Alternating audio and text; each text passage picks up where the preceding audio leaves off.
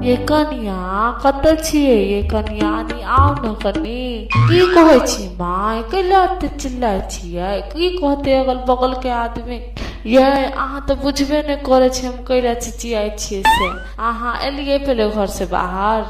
हाँ कहू माय कथी कहै छी हम ये कनिया देखियो ना हम कान में के जे झुमका पहिरे छली से कान में के झुमका हमर गिर पड़ल अहाँ के ससुर रहा बना देने 4 लाख 3 लाख के उ रहा गिर पड़ले हमर कत्ता ने कत्ता या कनिया ये माय हमरा कहै छियै से हम छी राख लेना अहाँ के झुमका कहै छी कि साफ सुथरा करियो ना सब घर दुआर के आ मिल जात तो अहीं राख लेब। ठीक है माय हम जाए छियै घर दुआर साफ सुथरा करे ला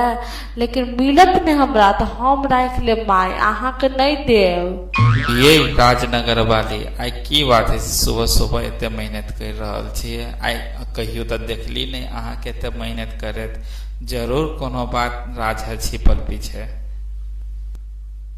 रे बंगा पता तू चुप हम कैला मेहनत कर छी तू नहीं बुझबी चुपचाप तू सुत रह।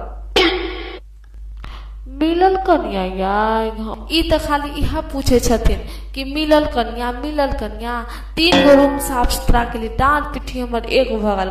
बुझलखिन नहीं कन्या एनी नहीं खोजियो इस सब में नहीं मिलत अनी नहीं खोजियो आही के दरवाजा के सामने चले बैठल ओनिए खोजियो ना माय हमरा लगे है कि देवधा वाले आवे है तो उने ने लग चल जाए है नहीं कन्या ओहन व्यवहार के नहीं है कन्या एहन बात नहीं बजावे ना ऐत नहीं अपना सबके घरे उ माय अब तो एगो रूम साफ करेला बच गया है उहो रूम जाकर हम साफ करे छी मिलत ने तो हम राख लेब। कन्या अहाँ के देह हाथ दर्द करत होत जाओ आराम कर लू आ काल खुमा कान में के खोज देब। यो कत गेलिया सुने छे या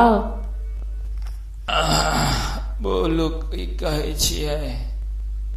घर दुआर देखलिए या जाकर पूरा साफ सुथरा भ गले एहन दिमाग नहीं हम लगेलिए से। अहाँ कौन दिमाग दिलिए अपना पुतौ पर जे या बुझत त या ताके झोटा पकड़ के उठा उठा पटकत अहाँ के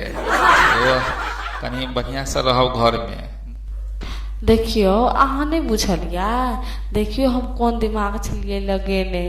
हम अपन कान में के कहलिए झूठे के कन्या के कि घरा गया हम अपन कान में के तो रखने छी अपने पास आ वह के चलते कन्या पूरा घर द्वार साफ सुथरा कर दिल गए। ई बात से कन्या जे सुन लेतो ई उम्र में तो तोरा हॉस्पिटल आ पानी चढ़ लगतो यो जान ली के अनुभवी है। यो चुपचाप रहू अते बजू ना सुन लेते सही में कन्या आ अपना दुनू सोचे छे काम करे में आ कहियो तो अगर ना नहीं साफ सुथरा होते घर तो घर में तो यह मोट के 4 चौथ रहते लागल। बुद्धि तो बड़ निक लगेली लेकिन पता नहीं लोग के चाहे कन्या के ई बात से पता है हम सोचे छलिए कि दीपावली आवे वाला है का आ कन्या तो साफ सुथरा करते नहीं तै पर हम झूठ फूस बाज का घर द्वार साफ करवा लेलिए बुझलिए। अगर अहाँ सबके पुतोह नहीं काम करे है तो यह बुद्धि ज्ञान द काम करा।